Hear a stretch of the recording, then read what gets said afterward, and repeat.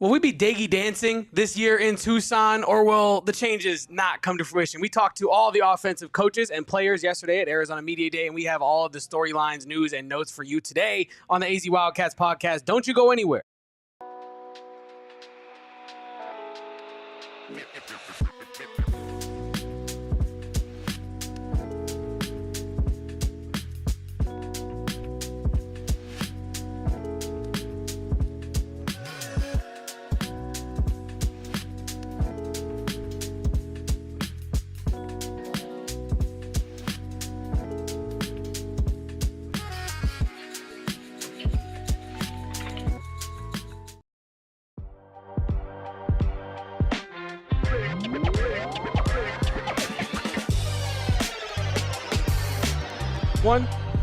Welcome on in, guys, to the AZ Wildcats Podcast. I'm your host, Damon Fairall, and that is my guy, Kevin Thomas. Fresh off of a trip down to the Old Pueblo in Tucson, Arizona. Lovely, beautiful Tucson, Arizona, Kevin. We are now back in Phoenix, and we are ready to give you all of the news, notes, and information that we learned yesterday at Arizona Football Media Day. Great time getting down there, Kevin. How are we feeling? Juiced up, ready to go after no show yesterday? Feeling good, feeling a little rested. It was always good to go down to Tucson. I missed that place so badly, Damon. And also, it got me pumped for football season even more so. It inches closer every single day that goes by. And I'm just excited to have some pretty tangible football stuff to talk about, as tangible as it gets in the preseason, right? And I'm excited that we are on the brink of talking about real football games soon. I know the players feel the same way. We're going to talk mostly about the offense today. We got the defense coming up tomorrow. But yeah, overall, it's always great to talk to the players and coaches. Yesterday was a ton of fun. We still have twin stomachs with Justin Spears. We have the same. This is true. We have the same food vibes. Damon and I, we leave the media day. We're like, all right, we're gonna go get some food at Brand Redacted Place on University. Former sponsor there. And Justin Spears. Who else but Justin Spears is there in line waiting to get his food? And we had to say what's up to the OVO man himself, Justin Spears. So shout out to him as well. Damon. It would be insane if we didn't, right? I mean, we literally got in the line next to him. It'd be nuts. It'd be kind of nuts if we were just like... He was kind of locked in, though. He really didn't notice. He didn't notice us pull up until I was kind of like... I mean, I was shooting finger guns walking in through the door. You were like... Ooh, that looks pretty good there. When he was ordering his bowl, and it wasn't until that moment that he realized that it was me and you. But always great seeing Justin Spears. Always great getting down to Tucson and talking to Arizona football players, coaches, staff, everybody involved. It's family. That's family ties, Kevin.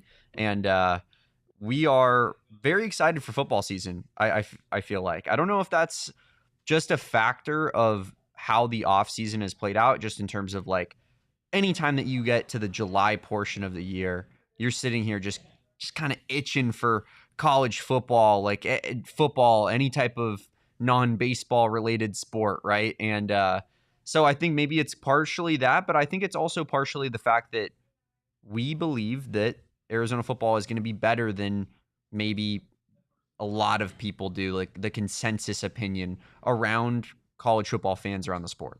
You know, I'm glad you brought up the idea that, that we are kind of we're kind of buying in on what they're selling at Arizona football right now in a way, but we're not alone. You do say we're not in the majority, it seems. True. Pardon me, but when we were at Media Day, talking to multiple different media members in Tucson Media, shout out to Tucson Media, a little small group of people doing what we love. And that felt like a no, that was like a hug. It's Tucson against the world. I got you, but you said a little small group of people. Because that's how we get looked at. And if you go, few but mighty. Exactly, it's us against the world in Tucson. That was the point of what I was trying to say. We're just trying to do what we love, covering the team that we love. But very true. Point being, to a person, it felt like, I'm sure there were some detractors there. We didn't speak to literally everybody that was in attendance. But when we did speak to people, it felt like people are kind of buying in too. It's not just you and me. It feels like multiple people that cover this team, that are close to the team, that are really paying attention to what's going on, they're buying in as well. And when I say buying in, we should probably be careful about that, because we're not saying that they're going to go out and win 10, 12 games this upcoming year and be, in the CFP and all this stuff. I'm sure in the locker room they have these dreams and they have these aspirations and these goals. But really, we're buying in that this team can make a bowl game and maybe shock some people in that consensus group that you were talking about earlier. And so I'm glad you brought that up, because I was happily surprised to hear that you and I were not alone in buying into specifically the offense and Seth Doege this upcoming year in 2025. And that's what we're going to talk about today. Yeah, that is an interesting conversation. And I think we're going to get into the defense tomorrow and talk more about that side of the football. But I do think that there is a little bit more room for optimism on the offensive side of things, just because it feels like there's pieces in place on offense for this thing to kind of rip and hit the ground running, right? And so that's where I'm at with it specifically. I mean, I feel that, and we'll get into this later in the show, but Seth Doege had a lot of good things to say about the personnel that he has in this room, from his quarterbacks to his weapons. And I feel like there's a designated plan and play style in place that's truly going to take this team. It's going to be insanely different from what we watched last season to this season. And I genuinely can't wait for it. We also have comments from Seth Doege, of course, everything he had to say at Big 12 Media Day yesterday, as well as his quarterback, Noah Fafita, and the head coach, Brent Brennan, as well, and his opening statement. So, Kevin, do you want to go ahead and rip that opening statement from Brent Brennan and hear what the head ball coach, as I like to say, had to say on the start of Arizona's fall camp? But in terms of what we're doing today, we're bringing back the guys that are here and the guys that want to be here, players, coaches, staff, and everybody in between. We're excited about that.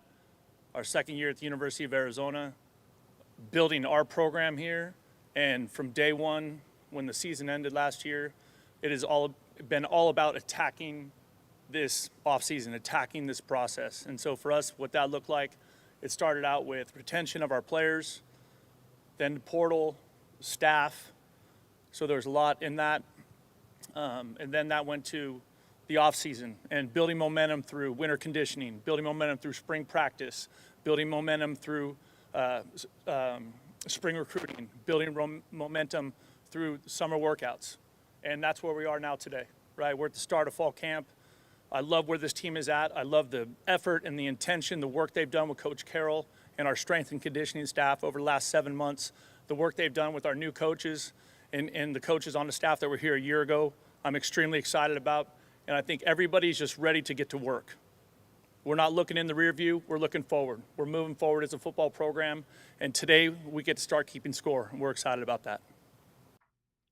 I think one of the more interesting things that Brent Brennan said there in his opener, as you alluded to pre-show when we were talking about this press conference and more as a whole, it doesn't seem like he was saying anything that we had not heard from him before this offseason. But there was one thing in there particularly that I thought we needed to talk about, and that was the idea that one of his main things of focus this offseason was keeping people here that actually wanted to be here, guys that believed in this red line that Brent Brennan is preaching, guys that believe that Brent Brennan is the way to victory. And I think that was important. You and I spoke to people at Big 12 Media Day, players, pundits, coaches alike, that all kind of said, we didn't have the buy-in that maybe we thought we had going into last year. It kind of seemed like some guys were half in, half out on the dream. This year, that has seemed to do a full 180. Now you have guys to a T all preaching the same thing, and it's not because they've rehearsed it. It's because they all believe it. Damon, is that kind of your big takeaway from that as well? Yeah, I mean, I think, Brent Brennan is ready to put 2024 in the past. And that's understandable considering, the way that 2024 went, but also the way in which, he has been talked about in the coming months after this past season, right? Because, I was looking at I think it was a CBS Sports ranking the other day of all Big 12 coaches. Brent Brennan was 16th.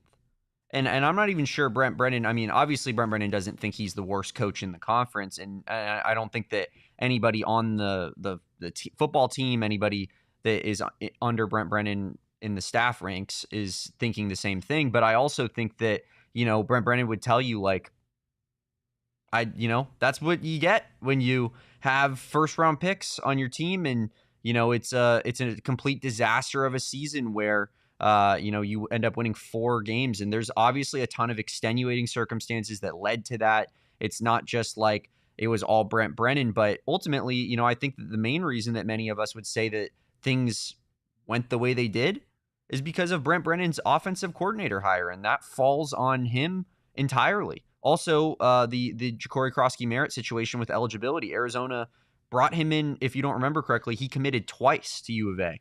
And they thought that his eligibility issues were not going to be a problem with the NCAA, and they were dead wrong about that. So that also, like at the end of the day, it's Brent Brennan's umbrella. Like that falls under his jurisdiction. That being said, there's a way and an avenue in which his reign as Arizona head coach can, he can flip the script and turn it on its head this year.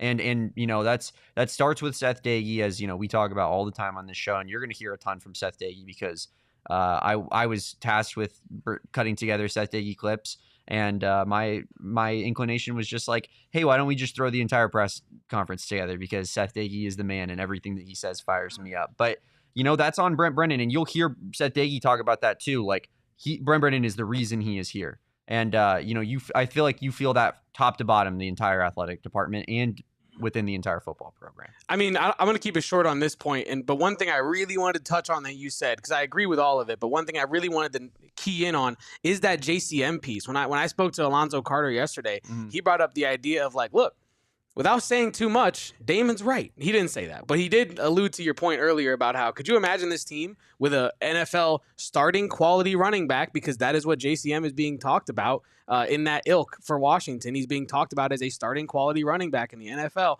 And Alonzo Carter alluded to the idea that, like, look, you lose your lead back, who then went on to get drafted and become a guy who's a dark horse for a starting spot in his rookie year in the NFL. That hurts. And he also alluded to the idea in that eligibility piece that you talked about, where it wasn't even just that, they did know, didn't know, or didn't have a clue. It was week to week with the NCAA telling them, like, maybe he can play next week. Next week would come.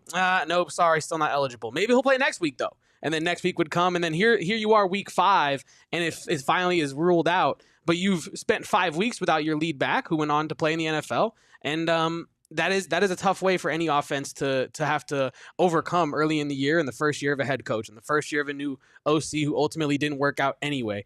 I think you make valid points there. And like you said, Seth Doege is the man, and everything he did say yesterday, was really powerful. I do want to talk about Alonzo Carter for one more second, because he did talk about Seth Doege. Can I cut you off real quick, just on the Ja'Cory Krosky-Merritt side of things? And I usually wouldn't do this, but I got a text from my close friend group chat as we were talking about Ja'Cory Krosky-Merritt. Are we allowed to claim Ja'Cory Krosky-Merritt when he becomes RB1 in Washington? And yes. My other friend responded with Arizona legend for sure. Correct. I'll let you continue. I felt like that needed to be said. I'm not kidding. It might have been the second you said the name Ja'Cory Krosky-Merritt that I received that text message. The phones and the friends are always listening. But Alonzo Carter spoke to not only Coach Doege as an offensive coordinator and the versatility that Arizona's offense is going to have in 2025, but also just his relationship with offensive coordinator Seth Doege as a whole. Coach Doege, what I love about him is he coaches to the strength of the talent. So, it's not a set thing that this is what I do and that's it. He brings so much energy and so much just passion to the game and just making the adjustments. And I'm really confident that he'll be able to see, are we 50-50? Are we 60-40? Are we 70-30? Whatever that is, the bottom line is we want to win. And I'm going to prepare our room to be able to run the ball, be able to pass, protect, be able to catch the ball. Whatever that requires you to do, you got to be a versatile running back. So I think the guys we have in the room, they've shown they can do it. That's why we specifically, when we brought in Ismail Mahdi and a Quincy Craig, they bring that versatility that you can run it or catch it, line them up in different positions and do different things with them, be special. They're both in the special team space. When you have that, and then when you bring in a Cornelius Warren and a Wesley Yarbrough, same thing, very versatile, athletic running backs that bring something different to the table that we didn't have from top to bottom. Little unproven, I get it, on this level. So it's pretty exciting to go into fall camp and see these guys produce in Coach Doege's offense, because a lot of people don't understand, if you just go back and do the numbers, Ole Miss and at Purdue, how effective was the running game? It was the top of the conference. And a lot of people don't see it. They just think, air raid. No, it's just, you have to run the football. And that's something that he talks about. And when we need to pass protect, we will pass protect. And when we need to catch the ball at the backfield, we will excel in that space as well. Yeah, and I think, the versatility of this upcoming Doege offensive unit is truly going to shine this upcoming year. I think win or lose, Arizona fans should be entertained at this point in time. I have good reason to believe that, and it's because of and I hate to use this word. We always say we hate to use this word, but our AD used the word yesterday when she was talking to me, and I feel like I have to use it as well because it's a word being thrown out there. Alignment between the offensive coordinator, as Gerald fist pumps over there in the corner, the alignment between Brent Brennan, Seth Doege, Alonzo Carter, Josh Oglesby, like the coaches to a T all seem to be moving like as if they're on a rope, so to speak. They even move, Dr. Desireé. Yeah, even Dr. Desireé. They all move in one unit. Who Kevin called Miss, by the way. I didn't, it was an in passing thing. She called me over to talk to Ty Buchanan. It was a whole thing. We don't need to get into it, but I'm not accusing you of anything. I'm just saying, like, let's call people by their. I get you. I get you. But I was called over to weigh in on a vegetarian conversation in which I did that, and it felt like it was a pretty casual situation. So I was just kind of like, hey, can I? Yeah. Anyway, point is, the alignment is crazy, just like Damon's hat game, as Kobe says there in the chat. Kobe sounds like a man who maybe has made a trip to the A store down on University Boulevard.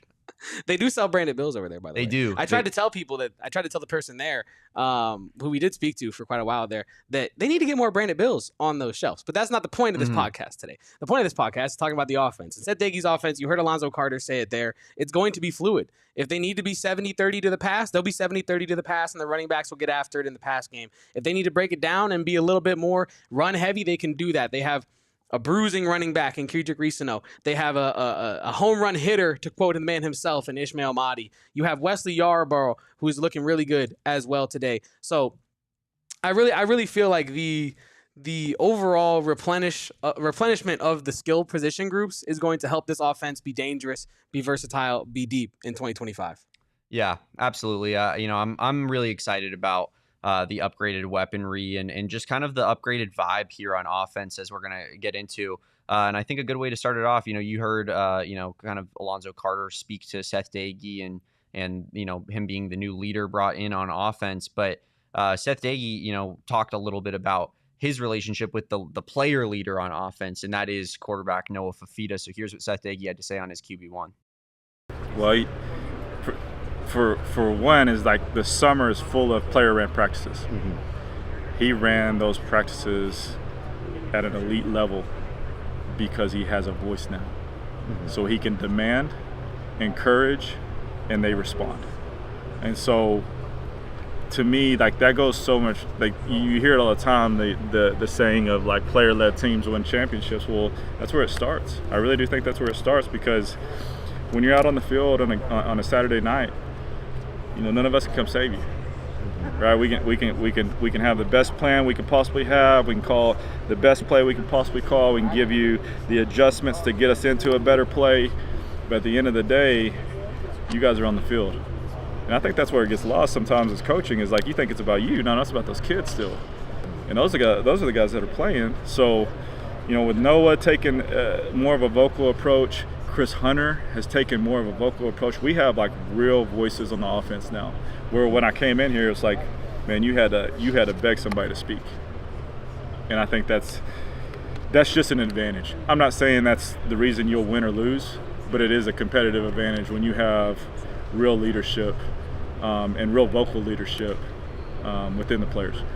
I find it really interesting that, he says that, people were very quiet when he came in. And I wondered when he said that, if that was like I almost wanted to follow up with, like, do you think it has anything to do with your level of intensity? Because people, I don't know about you, Kevin, but like, certainly, like, if I had a new leader being brought in who was very like straight to the point, super intense, and you want to get on his good side, I wouldn't necessarily be Mr., chatty Kathy over there, like trying to, I know, coach. But like, once you get more comfortable with him and you start feeling like you're connected relationship wise, it's more than just a player coach relationship. It's now like, as you'll hear Seth Doege here in a second describe with Noah, almost like a brotherly relationship that they have.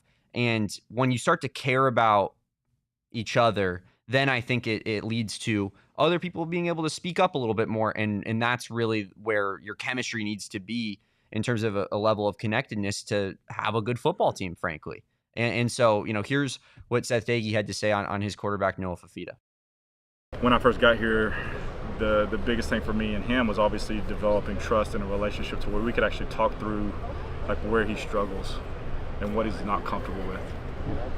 And him being able to communicate to me, like not just, I think even when I played, a coach asks you a question, well, it's like, yes, sir. Like you've been trained your entire life to say yes, sir, and like not necessarily like tell them like, oh, I'm struggling with this because you want it to look as if you don't get it.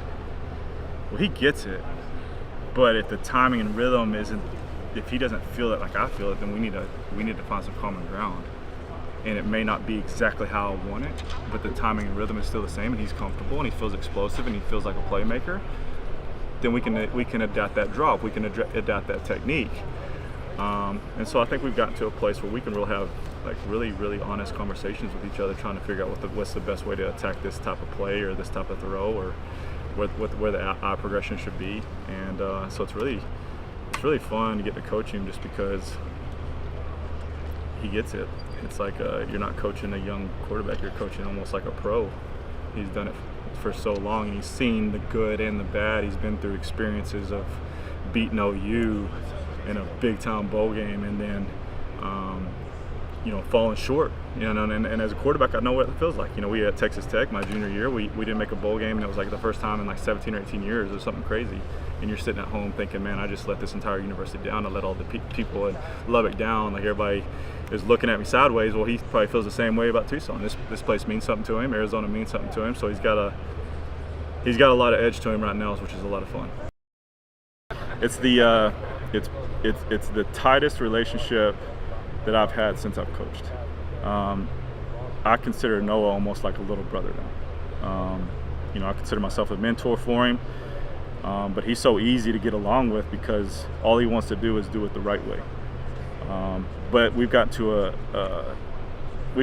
part of our relationship where he can question why, and I can explain why. And if he still doesn't agree, we can sit there and have a conversation on what the best way is for him. And I don't have enough I don't have too much pride. I have pride. I have an ego, but not to an expense of like what's going to hurt Noah.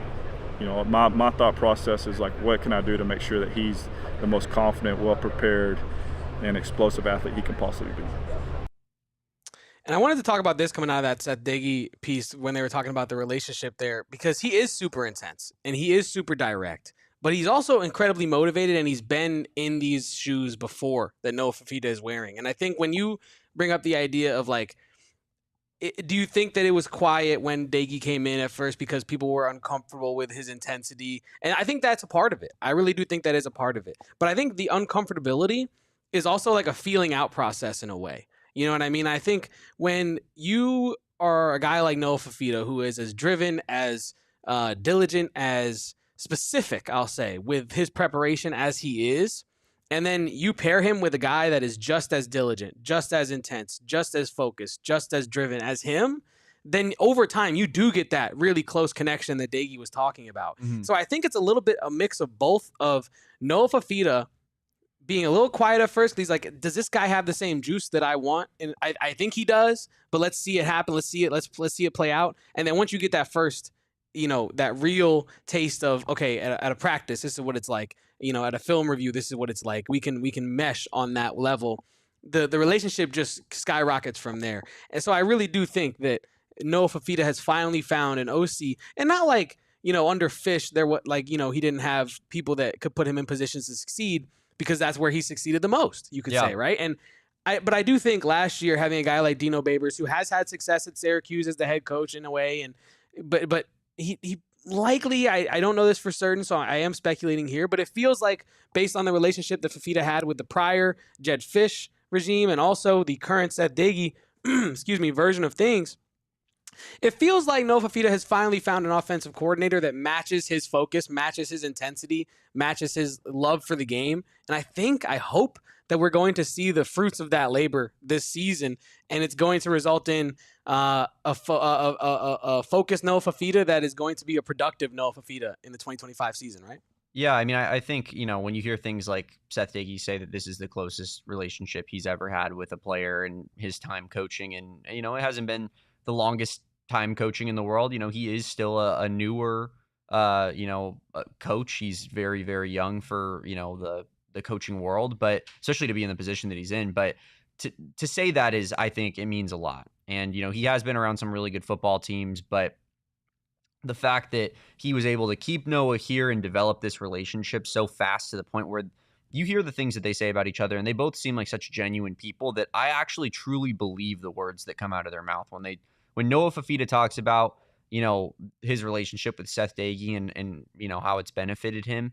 And Seth Doege says this is the closest he's ever been to a player. Like, I think that they're being completely real when they say that. That's not some just like, let's pump some sunshine on football media day and make people feel good.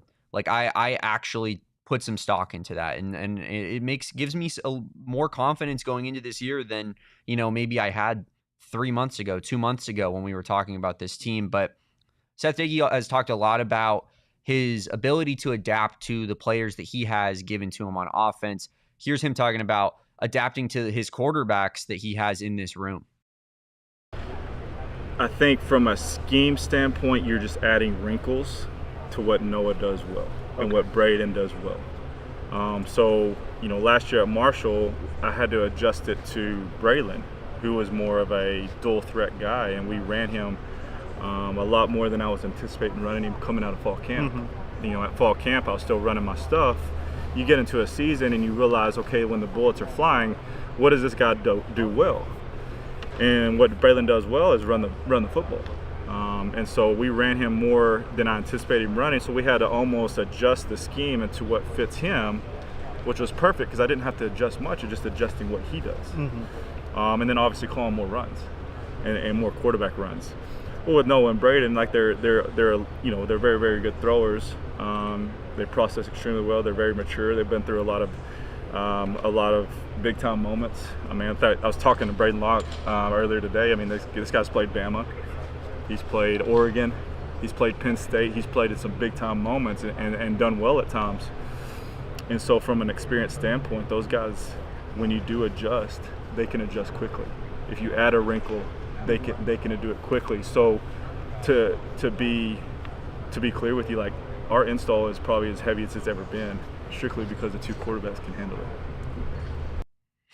Gotta love hearing that kind of, talk from Seth Doege about his two quarterbacks, really, and it's been a lot about Noah Fafita and his relationship with Seth Doege. And, it was, no one's out here being like, people are starters before camp even starts, but everyone knows Noah Fafita is the starting quarterback. That being said, Braden Locke is a pretty solid backup, in my opinion. As Seth Doege outlines there, he played against Oregon, Penn State, some really big-time football programs.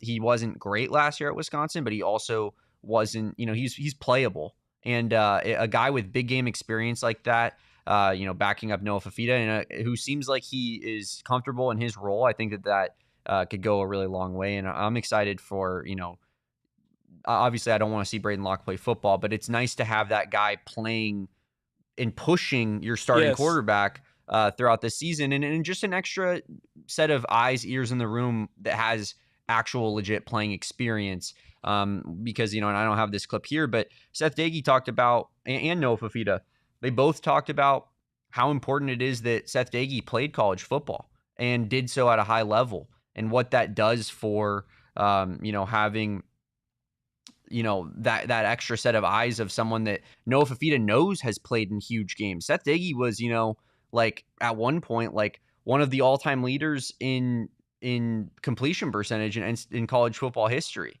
Granted, he played in a Mike Leach air raid system, so you're bound to have skyrocketed quarterback numbers, but he was a high-level quarterback, and so it's nice for Noah Fafita to have that to fall back on, but also a guy in the room with him in Braden Locke to also help him through the season. But Noah Fafita, some other kind of quick hitters that I learned from that press conference, Kevin, is Noah Fafita was apparently he led the country in throwaways last season, number one in the entire nation in times that he rolled out of the pocket, threw it out of bounds, and just, tried to punt and wait for the next play.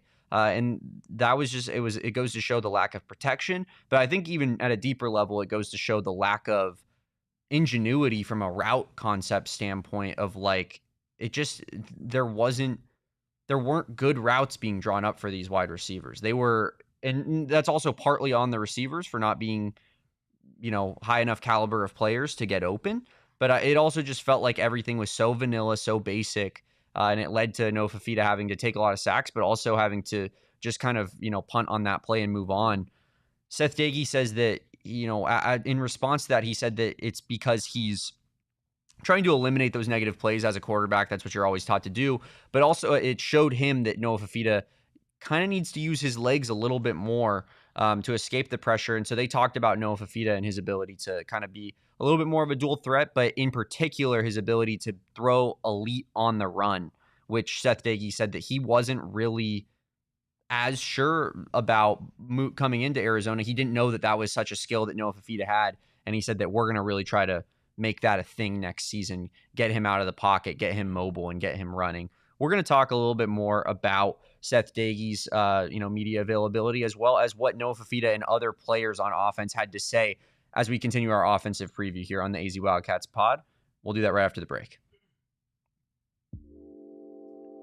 And like I said at the start of this show, when we were in Tucson, we visited a local store that was selling some Arizona merch, and I had to tell them, you guys have branded bills in your shop, but you got other brands in here. Inferior brands that are not as comfy, stylish, or as fashionable, which I guess is a synonym for stylish, as branded bills. And branded bills, I remember still, it was like a flashbulb memory. I remember when I first put a branded bills on my head, the most comfortable piece of headwear I've ever touched in my life. And if you're looking for some gear to make either your brand or just your style stand apart from the rest, Branded Bills has you covered with truckers, fitteds, snapbacks, tees, beanies, the whole lot. Branded Bills has you covered. They have partnerships with over 40 different universities, including our beloved Arizona Wildcats. They also partner with the now aligned Phoenix Suns, and they are a local company from right here in Arizona. So make sure to head to brandedbills.com and use code BBPHNX for 15% off your order to elevate your brand or your style in general. Branded Bills, the absolute best in the business. Another company that just does it better than everybody else is Empire Today. They are the only people to go get your new flooring from because they are the flooring experts. This isn't a big box store. You hear me talk about it all the time where this is, they have a guy who's working there just to make some ends meet, just to make a couple extra bucks. And maybe, he's done flooring once or twice before he's helped out a customer, but he doesn't know anything about it. He doesn't love the game. He doesn't love the game. And Empire Today, not only do they love the game, but they are so knowledgeable. They are the experts in flooring, whether it's hardwood, carpet, or tile, or even more. They have hundreds, thousands of designs even to fit your home. And here's where they even get better. The virtual floor designer. They can come into your house, take a picture of that room, and show you exactly what the flooring that you're interested in is going to look like in the room before you make a purchase that you regret. That's why the Empire Today way is the absolute best way to get your flooring done. Schedule a free in-home estimate today because some things are just better at home, and PHNX listeners can receive a $350 discount on their new flooring with our promo code of PHNX. $350, guys. That is a big chunk of change. Restrictions apply. Visit EmpireToday/PHNX for full details. Well, Kevin, we still got more to talk about here from offensive coordinator Seth Doege. He gave us a rundown of, and he talks about his ability to having to adapt with Marshall's quarterback last season and, how he was a little bit more of a dual threat. Now he has a few more pocket passers, but as I just outlined, he wants to get Fafita out on the move and throwing on the run a little bit more. He also talked about what other pieces on offense that he has in his disposal that, he has to adapt his scheming and game plan for. And here's what he had to say. I think we're deep. At the skill level. So each guy does, Chris Hudson does a little bit stuff, like he's a little bit different than Nunu. And some of the stuff that Nunu does is better than Chris Hunter. And so, just making sure we position all those guys into what they do really well. and make sure we're calling stuff for those guys to get really, really good at what they do well. And then it goes back, like we have like 4 tight ends that are really athletic. So how do you get those guys involved? Whether it be 11 personnel, you may spread them out, 12 personnel, whether he's playing spread, you play in like these big 12 sets, like you can manipulate a lot of different things. And then, you know, with Quincy and Ked and Ma'i in the backfield, all 3 of those guys are really good runners, but they're all 3 a little bit different, you know. So like who's better at a zone scheme than a counter scheme? Who's better at putting the ball in the perimeter? Who's better at lining up in a slot position and running a route, right? So it's just, I think camp is good to kind of like finalize, like, yeah, I have ideas on where I want to go, but camp's going to be great to finalize, like, okay, who exactly are we and how are we going to go attack this year? I love hearing our beloved offensive coordinator, Seth Doege, our intense offensive coordinator, Seth Doege, open up that clip by just saying, we got weapons. We're loaded. We're deep at the weapons position. Mm-hmm. I didn't know that was a position, but we're deep at the weapons position here at Arizona. And I love that because we spoke to multiple wideouts yesterday in Tucson. And I love when I spoke to Chris Hudson about the wide receiver competition in the room. You and I have alluded to it at times on this very show about the importance of just simply having guys that can make the other guys in the room work hard, right? And in the wide receiver room specifically, it's a lot of guys around the same level that all could take each other's jobs, spots on the depth chart, so to speak. And I'm just going to let Chris Hudson say it best. This is Chris Hudson about the competition in the wide receiver room and the competition between the weapons that Doege was alluding to as a whole.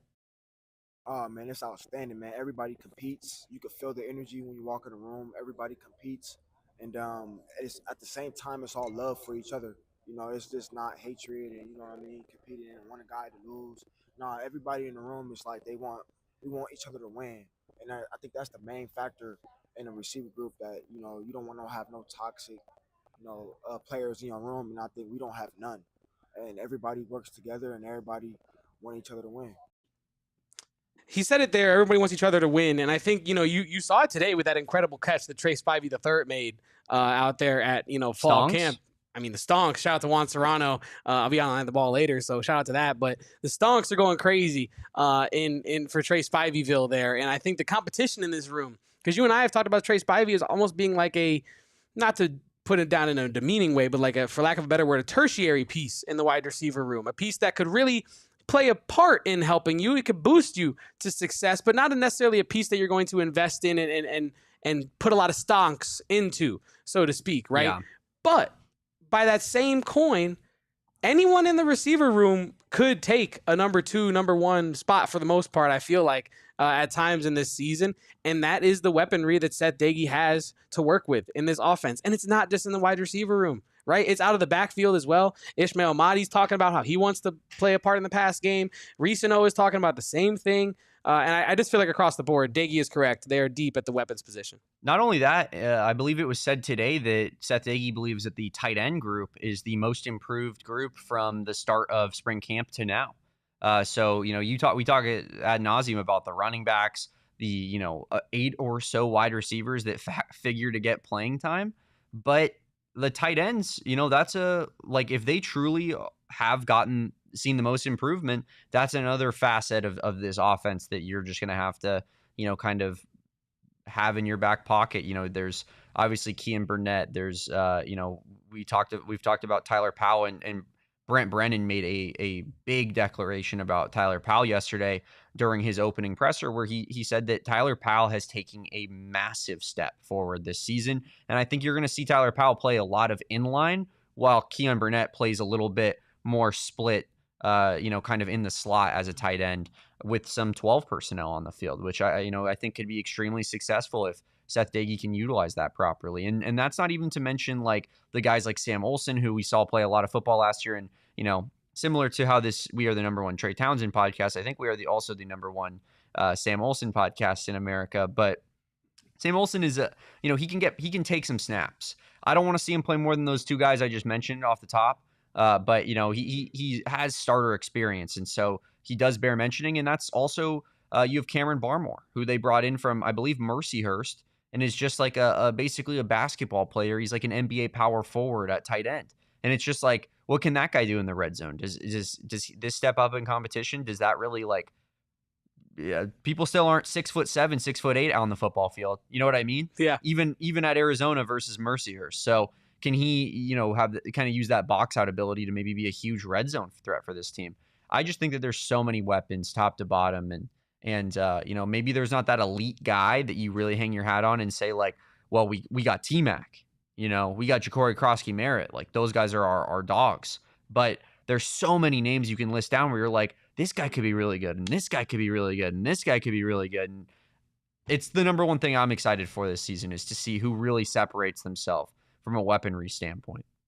Yeah, no, and I think when you bring up JCM, I keep coming back to Ismail Mahdi, and I just feel like a player that from the backfield position could really be a difference maker if given the opportunity, right? I feel like JCM could have been that difference maker last year from the backfield position. I feel like this year from the running back position, obviously Kedrick Reesano is going to play a huge part. Wesley Yarbrough is going to get some snaps. Corn, shout out well. If Wesley Yarbrough gets some snaps, I think that would be great for his future outlook, right? Yeah, I mean, I'm just going off of what the coaches are kind of outlining, and obviously it's still camp season, so they're not going to divulge too much of the concrete depth chart, but just kind of keeping options open at this point. Either way, it feels like in Ismail Mahdi you have a guy that could really elevate your offense if he comes in and produces the way that you think that he could. I think you could be talking about a guy in the similar ilk, and I'm not trying to say that right now he can go start in the NFL, but what I am saying is a guy that could come into your program a little underknown for what his skill set is, really bounce off the charts here at Arizona, and I think could make a great name for himself in this upcoming offseason. So very excited for all the weaponry down the line. We already alluded to the wide receiver room and its depth and its competition, Damon, but I am totally with you. I am all in on the weapons from an excitement standpoint. And we've talked about this at times as well. When you have a team pretty much factory reset like Arizona did from a roster perspective over this offseason, it's like a blank canvas. You really get to look at it and be like, this could be anything that we want it to be, right? And until we get the season going and stuff gets thrown on that canvas, we can reevaluate then. It's like looking at a cloud. Yeah. What do you see in that cloud, Damon? Right now, I see beauty. I see a Big 12 championship. Yeah, right now I see beauty and just unstoppable possibilities. Is that a rose that I'm looking at in that cloud? But yeah, that's where I'm at right now. We are in that time of the offseason, but it does feel like Arizona has retooled, reloaded with some actual players that can play at the Big 12 level this time around, and I'm excited to see it. Yeah, huge weaponry, guys, Kobe. Harvey Manfred Jen Frenson says, anytime you got a QB like Noah Fafita and a coordinator not named Dino Babers, you got a chance. And we've seen what Noah can do. 100%, man. And Noah Fafita was like, not to overuse the word because it's just the genuine truth. He was elite in 2023. Like top 5, top 10 quarterback in the country that season level of elite. And that doesn't just go away. Maybe it was a slightly because he joined in the middle of the season. Teams didn't have a ton of film on him, so he looked really good early, especially against some of the higher level teams that we played, which was somewhat unexpected. But also it's because he's just a damn good football player, and last season doesn't completely erase that. So we're excited to watch Noah this year.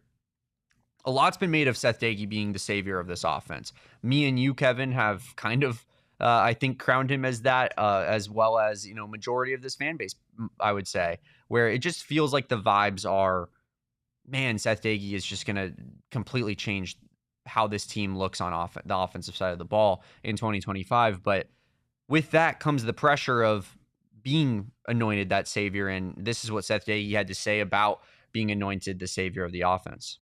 I think there's always pressure as a competitor. For me, the pressure comes from really myself because I want to be the best. Just as like I was a quarterback, I wanted to be the best quarterback in the country. Mm-hmm. But yeah, I want to be the best offensive coordinator in the country, not necessarily to have my name blow up on all these like lists and stuff, because these kids count on me and these coaches count on me. So of course, like you're going to feel a little bit of pressure, but that's why you do it. Yeah. That's why you play quarterback. That's why you become offensive coordinators, because you kind of, there's something about that pressure that you really you take hold to and almost becomes part of who you are. Yeah. He's the best. He's the coolest. And I literally would run through a wall for him. And like, there's nothing else. That answer is my favorite answer I think he gave the entire time. He's smiling at the end. Like he just can't help himself. He's talking about the pressure and he's getting himself fired up about it. How insane is that, Kevin? It is, and it also That's goes crazy to people behavior. It is, but it's also like driven, prepared people behavior. Yeah, right? I mean, he said it. If you're the quarterback or the OC, you want that pressure, Yes. or else you don't belong in that position. 1,000%, right? And I think it goes back to what you were saying earlier about how players like Noah Fafita and other elite level quarterbacks like an Oscar Rios, right? Yeah. They want to play for a guy and an offensive coordinator who has been in those moments and wants to continue to be in those moments and can tell you what it's going to feel like when you get there so you can be prepared. I know this is not an MMA podcast, right? But Ilia Tuporia is MMA mention. MMA mentioned. Drink. Ilia Tuporia, right? He comes out to the octagon at times and he's smiling. Right before he fought Charles Oliveira, he was smiling, right? And they asked him, "Why are you smiling in this moment where you're about to go into physical violence?" Right? And he's saying it's because I've done the work. I know it's going to come to fruition because I've done the work. It's just now the moment to go do the thing. And I feel like Seth Doege is kind of cut from that same cloth of like he works so hard, he is so prepared throughout the entire offseason, throughout hashtag Ilya Talk in the chat. Shout out to Georgia, the country and the state. But he's so prepared. He's such a football diehard lifer that when it's time to roll the ball out and do the thing, he's ready. It's not a matter of, oh, he's nervous for the big moment. It's just his moment to go show what he's prepared to do. And I think that Seth Doege is cut from that same cloth. And that's why he wants those moments, because he works so hard to be a part of those moments and then actually come home with the cheddar this time. You know what I mean? Yeah. It's, I think that, and it also goes to show how much him and Noah Fafita are in lockstep with one another, because I think that he truly feels that Noah Fafita invites that pressure as well and wants that pressure. And Fafita did talk about it. It wasn't like the most compelling answer, so I didn't clip it for the show here, but he also talked about like, yeah, that pressure is, like that's what comes with the territory. We know that. Yeah. And there's been pressure on Noah Fafita his whole life. He's been underrated and had to battle it out and prove himself constantly. And so, that's nothing new. That pressure is nothing new. Seth Doege, everybody, I feel like there's somewhat of this, and we've said it a few times on here, tongue in cheek, but like people are like, just give Seth Doege the keys to the football program, make him the head coach. But I don't think Seth Doege wants that, man, because he loves Brent Brennan. He truly believes in Brent Brennan. And, for the people that don't believe in Brent Brennan, I implore them to listen to Seth Doege talk about his head coach here. Besides Clay Helton, who I worked for at USC, Coach Brennan is the most genuine person I've met in this profession. So I knew right away that this guy's actually going to care about me. He's going to care about my family. He's going to care about my daughter. He's going to actually care about kids. And when I say care, he actually means it. Because I think there's a lot of marketing gurus in the college football, right? We can market family all we want. We can market camaraderie all we want. We can market, oh, I'm going to do it for the kids all we want, when the truth is all you care about is yourself as a coach. Well, I want to be around somebody that cares about his staff, his players, like Coach Brennan does. And for me, like one day, eventually, I want to be a head coach too. So I want to surround myself with a mentor that does it the way that I would want to do it one day. And he does it the way I want to do it. Love that answer at the end, right? Like I want to surround myself with people that want to do it the way that I want to do it when I'm a head coach. And that's why he's here with Brent Brennan, is because he fully believes in Brent Brennan's vision and kind of just the way he wants to build his program. And, I think while Seth Doege is clearly not cut from the same cloth as Brent Brennan from like a intensity standpoint, and that's not to take a dig at Brent Brennan, I think that's just his coaching style, right? He's more of a CEO where he puts the people in the right positions and he's kind of like the leader of the program. Whereas Seth Doege is, you could tell he's very like, I have this way I want to do things, and like we're gonna hit him fast on offense and blah blah blah, right? So it's not exactly the same, but I think that from a personal standpoint, you have to love what you hear from there. Like this coaching staff is also fully bought in on Brent Brennan, and there's a reason guys like Seth Doege and Joe Salvea, who are highly, highly coveted individuals in the coaching ranks, have signed up for Brent Brennan's team and tied themselves to this head coach because they believe in him and they think that he's a great person, and I think that reflects on the players as well. The players want to play for him because they think that he's a great person, individual, leader, and and just human being in general, right? 1,000%. And when I spoke to Alonzo Carter yesterday, he said a lot of things about how when he's recruiting, and I'm getting back to Doege and Brennan here in a second, I promise. I'm looping it back together. But when he's recruiting, he's out there pretty much parenting. He's saying like, hey, when I take your child from this high school and I put him in Arizona, I'm going to care for him as if I am his father. And that is what it's going to be first before I coach him. I'm going to make sure he's set up for school, set up for this, set up for that. And then I'm going to make sure he's set up to be the best running back possible. And he said this, this is a paraphrase. I didn't pull this clip specifically, but he said, like, a lot of people throw around that air quotes family and it's a cliche. That's something he said. Fish. That's something he said. And that's exactly what I thought, right? I thought that exact I'm sorry, same thing. I've been developing a bit of a cough Yeah, recently. I don't know. It happens. You get the fish phlegm and it happens. Sucks being sick in the summer, dude. But yeah, he spoke to how some people throw around that family term and how Brent Brennan doesn't just throw it around. It's a real thing. Like, the coaches feel like a family. And I think it was Josh Oglesby said that he threw a cookout at the beginning of the summer and Seth Doege was like the first guy there. Pulling up he's setting up. Yeah, he's like the first guy there, ready to go. And it's like this truly is for win or loss, right? For better or worse. And we'll figure that out, as Max said, depending upon the season in the chat there. For better or worse, this coaching staff does mean it when they say it's a family. It's not like iterations of past under Jed Fish. Not to keep taking shots, but it's true. That's something he branded the program around. It's a family thing. It's personal and all this stuff. But it really wasn't. It was financial is what it was. No, it was personal for him. Well, it was personal for Jed Fish and financial for Jed Fish, but it was not a family thing, as he said, for the team. You are correct. And Seth Doege and Brent Brennan, they have that. They're cut from that same cloth of, we want to make this feel like a family and have it actually be a family. It's supposed to feel like a family from the outside and be a family on the inside. And that's kind of how this program has begun to turn itself around into. And I'm excited to see if it works on the football field, because it's certainly working off the field. The team seems to love to be around each other. The coaches seem to love to be around each other. As soon as they got done with the media day availability and they got suited up for pictures, as guys start rolling in, and the volume just increased dramatically because guys are happy to see each other. They're joking, they're vibing. The vibes around the team are that they're familial, and I'm happy to see that return to the program. Yeah, we have one last clip here from our guy Seth Doege. He talked to, there's a lot's been made about his name and how to pronounce it. There was, of course, a viral YouTube video that was made back in the day titled "Call Me Doege," similar to "Call Me Baby," and he discussed the origin story of that YouTube video. Well, obviously I was getting some Heisman hype. So playing well, get some Heisman hype. So they make the story, or they make the video. The video's sweet, right? They did a great job. But I probably had the biggest 4 to 6-year-old little girl fan base in the world after that, which was awesome. But the other story is my name is it's almost impossible to get it right. I go. If you know it. Yeah, if you know it, maybe. And obviously there's some German Dutch to it. If you ask my grandma, like, why is there no like A-Y, or where is the A come from? And then she has this book of all these little dots and different ways to spell it, and she explains it a little bit. But when I was younger, a telemarketer would call the house, and my dad, who's a coach, and he's a pretty disciplined, like old school, like hard-nosed defensive coordinator coach. So like, think of like Bud Kilmer, Varsity Blues, right? Like this dude, like, you don't wear your hat backwards, your shirt better be tucked in, there's no earrings, blah blah blah.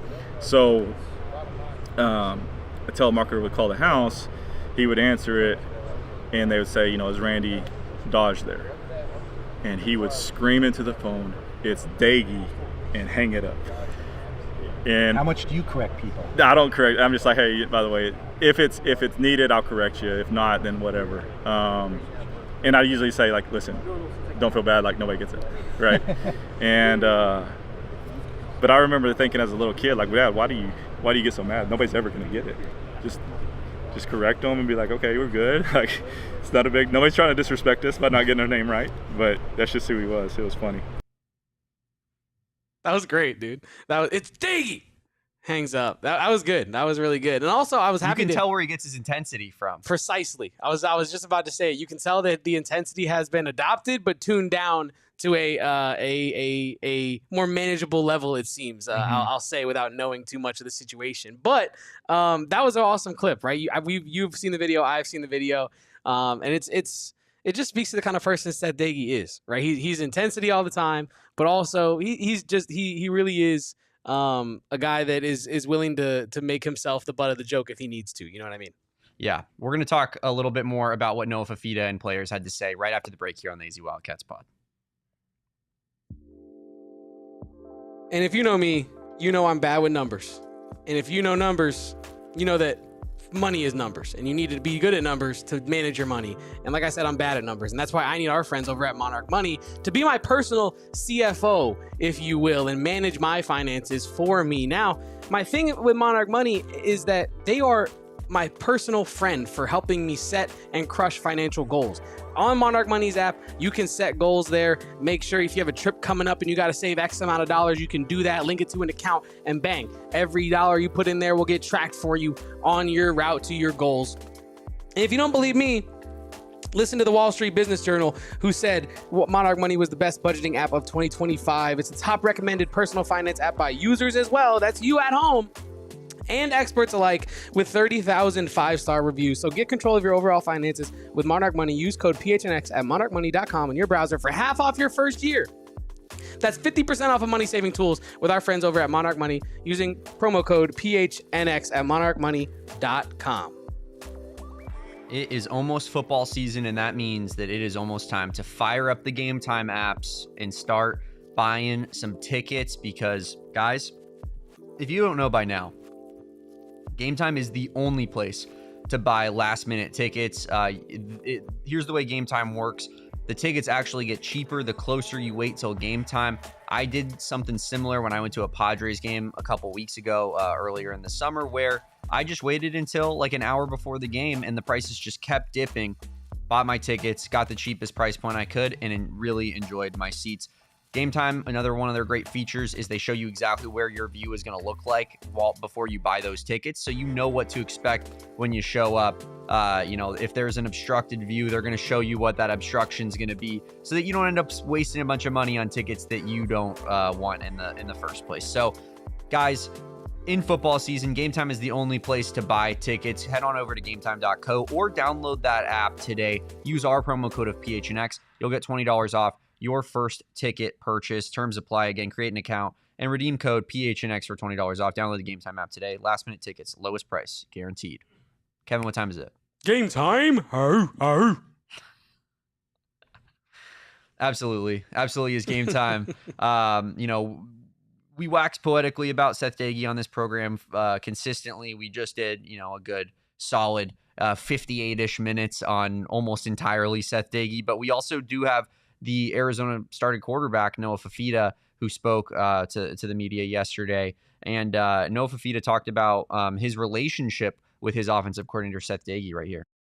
It's huge being able to just have that kind of open door policy with him, having that comfortability with him to just kind of have those conversations, have those tough conversations, and it makes us better.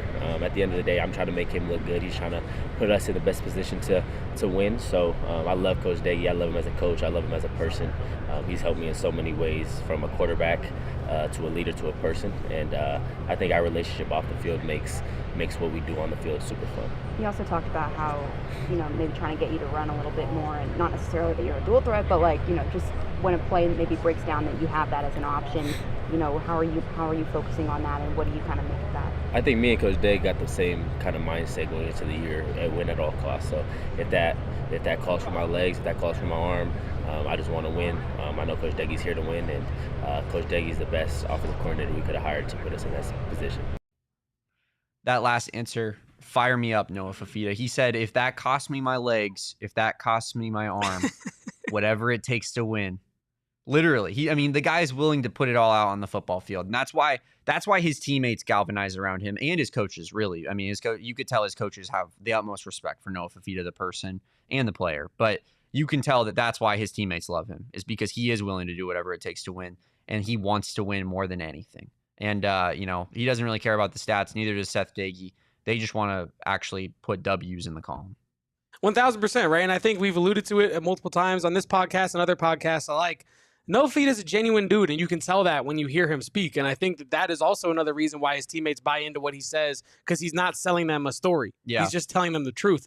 And I think when Noah Fafita, speaks about Seth Doege being the perfect person for this job, he's being serious. Like, he's being dead serious when he says that, because he truly believes it. And I think that's what we alluded to earlier with the connection of their focus and their intensity on the sport of football and their love for the game of football. I think that really will create a strong bond for those two this upcoming year in 2025. We do have more from Noah Fafita talking about the Manning Passing Academy and also more on Seth Doege, because this is the AZ Doege podcast. But we're going to do that in overtime here on the AZ Wildcats podcast.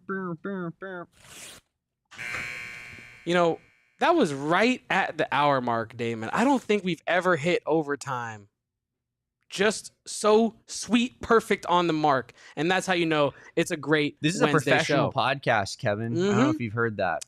The utmost professional.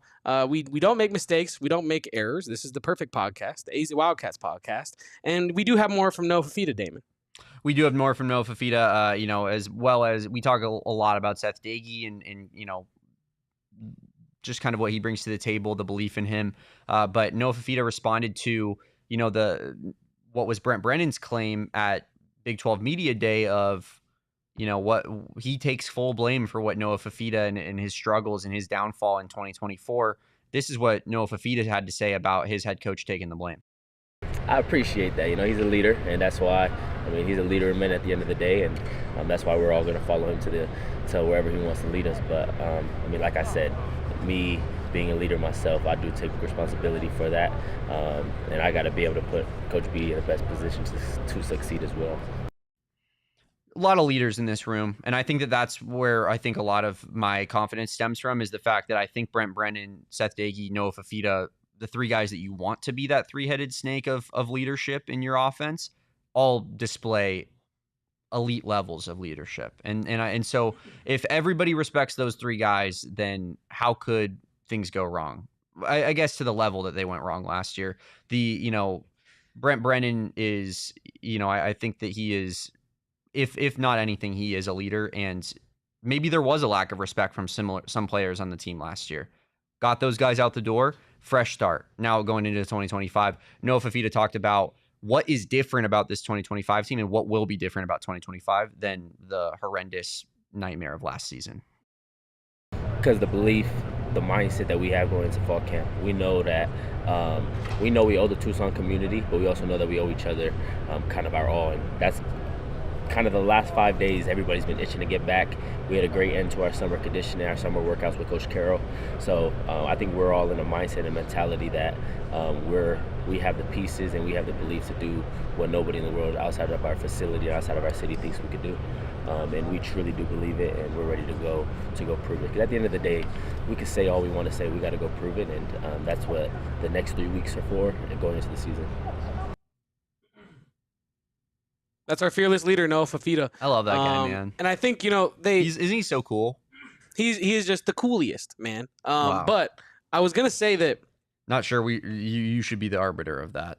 After hearing that response. I don't know. You put me on the spot to say he's the coolest guy in the world. And we already said Seth Doege is the coolest guy in the world. And so I feel like we can't have two coolest guys in the world because there can only be one. But anyway. They could be tied. They could be tied. We could have a 1A, 1B situation, but then you got to figure out who's 1A, who's 1B, and then you think about Tommy Lloyd exists. He's pretty damn cool. Exists. He's pretty damn cool. Bryce James, we know he's just a normal kid, so I mean he can't be the coolest guy in the world. He's just normal. You know what I mean? So, but no, I do think that to a T, pretty much everyone has said they're working to put 2025 or 2024 in the rear view at the same time, not looking in the rear view. So it's back there and you ain't even looking. But Noah Fafita, he's not really, he's doing that mentally, I think, but you spoke to him yesterday and he did say that he remembers all of it. He remembers all the hardships, all the, all the sacks, all the falls, all the hard times, all the ups as well, but there weren't very many ups last year to remember. And I think that while looking forward and feeling what's in the rear view, you don't have to necessarily live in the past, but you can use it as a motivator, and that's how it feels. Noah Fafita is coming into 2025, right? Absolutely. Fired up about everything that these guys are saying, but as Noah said there in that last clip, they got to prove it on the football field, and they can say as many good things as they want, but it's about what the result is at the end of the day. And so that's what, we're going to have to wait on. But we also heard from some of those weapons that aforementioned weapons, Kevin, that we talked about, Chris Hunter, Chris Hudson, Kedrick Reesano, Who did you want to hear? Ismail Ma'i as well. Who did you want to hear from? I want to talk about Chris Hunter a little bit because you and I on Monday's show were really excited to talk about with him the mental side of things after being on last year's team and being, for lack of a better phrase, a part of the problem in the wide receiver room from a production standpoint, never from like an off the field standpoint, but from a production standpoint, it felt like people were like, well, we have T-Mac, and then who else is even the guy? And then by the end of the year, Chris Hunter was starting to put some things together, and people still felt like, well, where was that all season? But hopefully he can roll it into next year. And now he's been dubbed as a part of the solution in the wide receiver room. And so I asked Chris Hunter about how he balances that from a mental perspective heading into 2025, and this is what he had to say. Honestly, I think, obviously last year with a talent like T-Mac, to have who's the next guy in production, last year it wasn't what we thought it was going to be. And, we obviously expected more. But going into this year, obviously how I finished off last year, I just use that as motivation. And just also I feel like I left a lot on the table. And it's a lot I think I've improved on and I've added to my game to where it's like this year, like the jump that I'm expecting to see, not just from me, but the whole room, is real. And I think the critiques from last year is, it's given we had a bad year.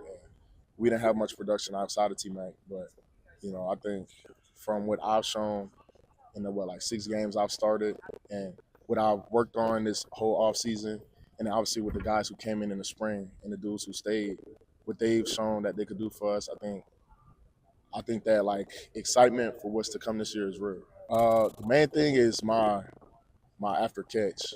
A lot of plays last year were kind of jet sweeps, things like that, and then I showed some of my deep things, but now without a guy like T-Mac, I think I have a better opportunity to show how I can stretch the field and use my speed, because I think my speed is a real advantage in my athleticism and my explosiveness.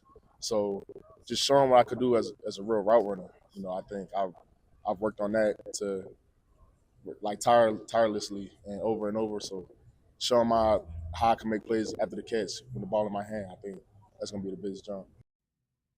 You heard it right there from Chris Hunter himself. He left a lot on the table last year in 2024, and he alluded to the play calls that were being ran last year, and he didn't outright say it, but I will, maybe not on his behalf, but I'll extrapolate on my own and say that he wasn't set up for success by the Dino Babers offense. A lot of jet sweeps, as you heard right there, and a lot of funnel screens, as you heard as well. And I think that when you combine that type of hunger to show what he can really do after the catch, to show what he did leave on the table last year, you do get a better wide receiver in 2025 as a result of my maths, at least. I feel like Chris Hunter, speaking on what he spoke on there, specifically leaving stuff on the table in 2024, but starting to put it together at the end of the year and trying to roll that production into the summer, into development, that will result in higher levels of production in 2025.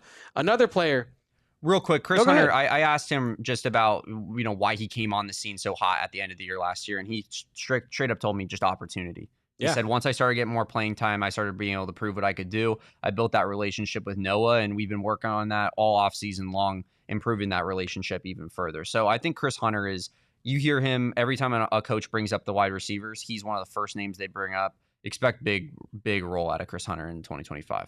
Definitely do. And Max says in the chat real quick that he has the meta glasses on. Nice, LOL. And I was thinking, I saw those glasses to myself, and I was thinking, what if he's doing a little double record, like a POV, you're an athlete at Media Day, recording me, recording him. But that's neither here nor there. Back on the football side of things, another player that's looking to prove himself in 2025 is Ismail Ma'i, formerly of Texas State, now of the Arizona Wildcats. I asked him about not only his relationship with offensive coordinator Seth Doege and running backs coach Alonzo Carter, but also just his step up into the Big 12, because he has some experience playing against Big 12 teams. And this is what Ismail Ma'i had to say. Yeah, playing against them. I also played Baylor too in 2023. They were Big 12 as well. But yeah, I mean, it was. I felt like I could compete in that level. I feel like I could come in and make an impact in the Big 12, and I just excited to get out here and make a name for myself in the Big 12. So yeah, those guys, man, that was a big part of me coming to Arizona was Coach Doege and Coach Alonzo Carter. We have a good relationship. They know what I need. They know what positions to put me in to make plays. So I'm very excited to work with those guys and make stuff happen in a Big 12 this year. Well, there you have it. I mean, I feel like from Doege all the way down, we have covered the gambit of the offense today. Ishmael Ma'i alludes to there, the hunger he has to prove himself at this upper level that he's already played against and feels like he's at that level, if not above it. And so, is Damon, he the most important player, you think, on the offense? Yeah. Outside of Noah Fafita, yeah, I think so. Well, obviously outside of Noah Fafita. But I believe in Noah Fafita. I truly think that we're gonna see a much better version of him this year. But I think the offensive line is such a cohesive unit. The wide receivers, they're so deep that, if one guy isn't very good, you can sub him out. I think that you need Ishmael Ma'i to be good for this offense to be good. Yeah, no, I do think he is like that X factor player, right? I mean, we alluded to it earlier when I was speaking about if he could be the JCM, it's not really a apples to apples comparison there, but you get my point. If he be that X factor that you might not necessarily expect to be the biggest. I mean, I guess this is a little different because Ishmael Ma'i does have expectations, but can he come in and elevate your offense to a level that would not have been possible without him or any other player replacing him, True. Right? And I think he is that guy. He does have that ceiling of not being replaceable of just any other guy in the country, right? So I think that Ishmael Ma'i is truly an X factor on Arizona's offense in 2025, Damon.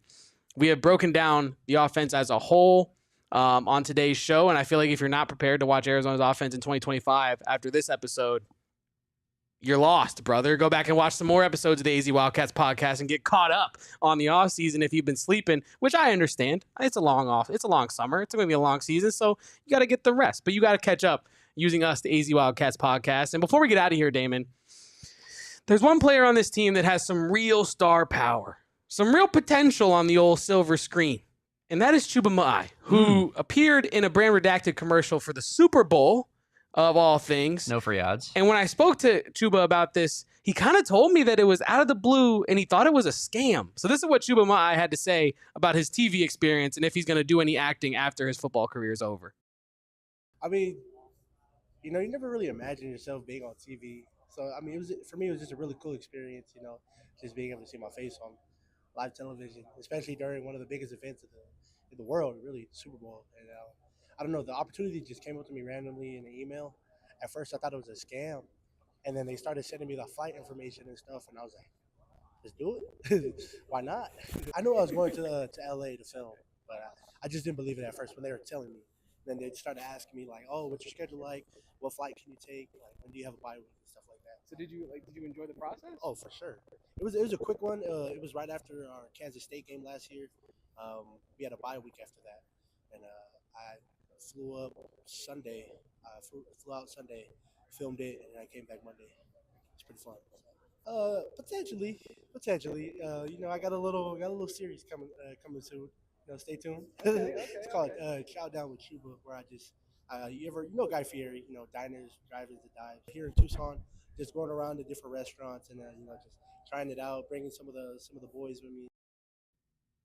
Love to hear that out of Chuba. And I thought that story was kind of crazy. I was telling producer Noah last night about that. I felt like there would have been more of a process to reach out to Chuba about that, right? More than just like hey, be here at this time, look for the guy in the black hat and we'll get you in this ad. You know what I mean? Like it felt like I don't know.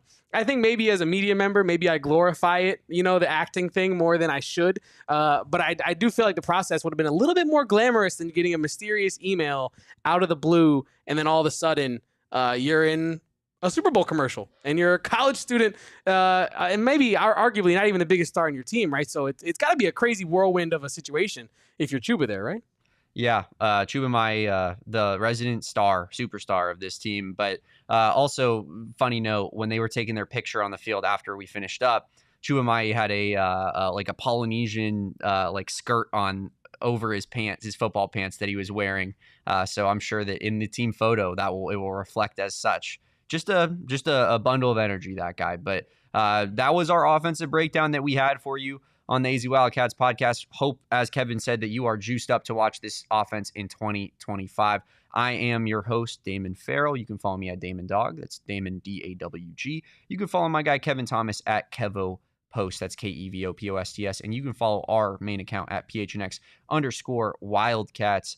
We are always giving you all of the updates from camp here regarding the Arizona Wildcats. We got our guy, intern Cohen Kinney, out there at Arizona Fall Camp today, and he was tweeting out all the great presser clips. So make sure you guys throw us a follow and keep updated as to what we got going on. Please drop a like on this video if you haven't done so already, and subscribe to the channel. Helps us out so much. And we will catch you tomorrow on a Wednesday edition of the AZ Wildcats podcast at 2 p.m. So make sure you guys are there. But until then, peace out. Bear down. And go Cats. It's Doege. We all silly like the mayor.